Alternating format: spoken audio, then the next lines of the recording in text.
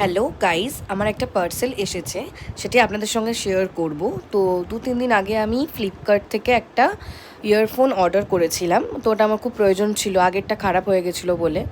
তো পার্সেলটা এসে গেছে, তো আমি সেটা আনবক্সিং করছি, দেখি জিনিসটা কীরকম দিয়েছে।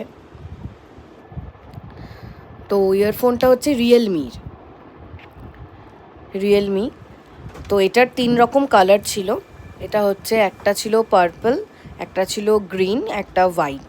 তো আমার 3টে কালারের মধ্যে বেশি ভালো লেগেছিল হোয়াইটটা।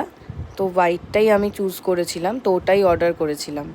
তো জিনিসটা খুবই ভালোই দিয়েছে, প্যাকেজিংও খুব ভালো ছিল। তো এটাই দেখুন ইয়ারফোনটা, আপনাদের কীরকম লাগছে। এটা একদমই নতুন।